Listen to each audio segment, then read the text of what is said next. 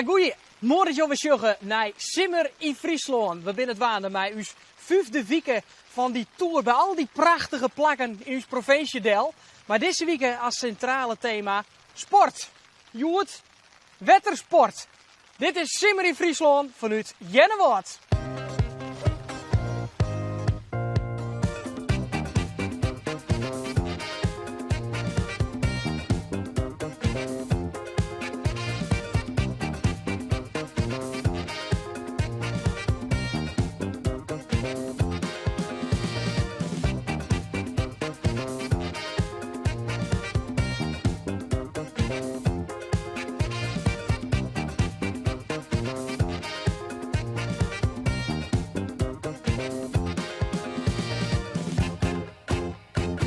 Een van de meest bekende plakken in Jennewoord, dat is denk ik toch wel het Scootsie Museum. En dat is het plak waar wij op het stuit zitten.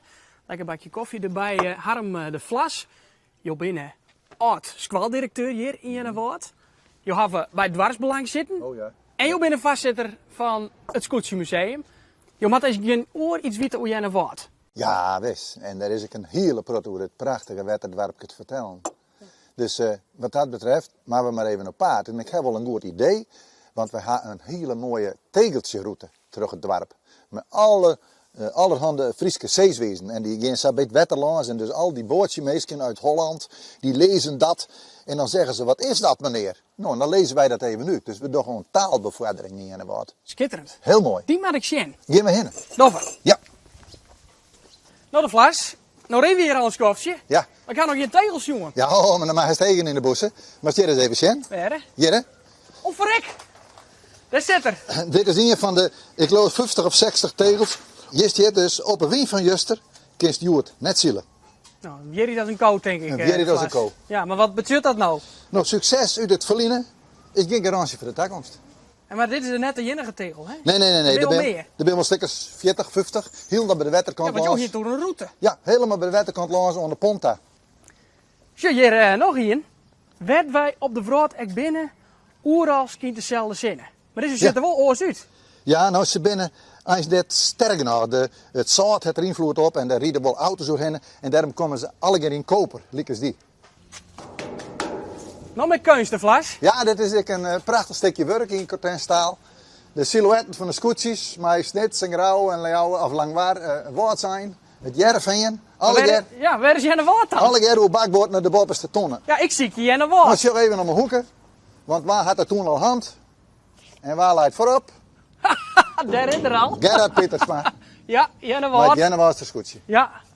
En wanneer gaan ze voor het laatst doen? Nou, als je Gerard het hier nog woont, kist wat zien, 2015. Oh ja. En hier staan nog een paar van je zwager. 82, 83, het jij woont, hier op Jenna was de scootje. Ja. En die beide jaren waren ik kampioen. En dit is ook wel mooi. In 56 kocht Jenna wat een scootje als een stichting. En ze waren voor het eerst in Jennewoord, maar bij het Mink waren ik voor het kampioen. Dus de stichting kocht de scootje en waren voor hetzelfde is kampioen SKS. Nou, hij hem reetrieders. Ja, Je hebt een eelvisker ja, en otter. Wat doet die hier nou? prachtig hè. Nou ja, het is alle keer wat je del komt hè. Die otter die zwom hier in het verliezen. En gelukkig, joet daar ik weer. De boten varen hier langs. Met winter dan vliegen de reetrieders hier met de 100 van Jennewoord, maar een stegong naar de Sonnemar en we hebben om. Die komen hier langs. Ja, en de scootjes, ja, het wedstrijdwetter is hier net, maar mijn Koninginnedag of mijn Koningsdag, dan gaan de scootjes hier ook nog del. Dus alles komt hier del. Wat een prachtplak dat Jennewoord. Dit is het topplakje van Jennewoord. Tierentuink de Vlas. En wij gaan gauw naar het Scootsie Museum, want daar is collega Johanna Brinkman.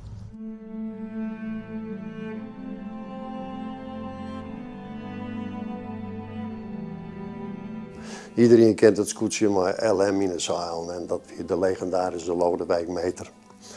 Een prachtige kerel, een onbezonnen, zigeunerachtig. Hij was altijd met tuigage bezig om natuurlijk goed op te zetten. Hij zei alle dingen die hij uitvond. Hij hier bijvoorbeeld opgegeven met een koproer om sneller terug de wind te komen. In de volksleer was het wel makkelijk, maar een koproer, dan ging het alweer wat hudder. Nou, hier hebben we dan de man van de jaren 20. Deze man die heeft het zich geruit maken, heel bezwaar. Tjette Brouwer. Ik mis eigenlijk wel een naam en dat is Lodewijk Meter. Maar gelukkig ter compensatie hebben we dit voor. Hier is deze prachtige meterkast. Alle prijzen van Lodewijk Meter. En de familie die had dat schonken onder het museum. Prachtig mooi. En hij is hier heel bekend omdat hij vaak tweede worden. Die een soort Joop Zoetemelk van de SKS. Alle keer tweede volgens mij. Maar in 1922 toen waren hij vliegend kampioen. Dus dat weer prachtig opstekkend van deze orde Nestor.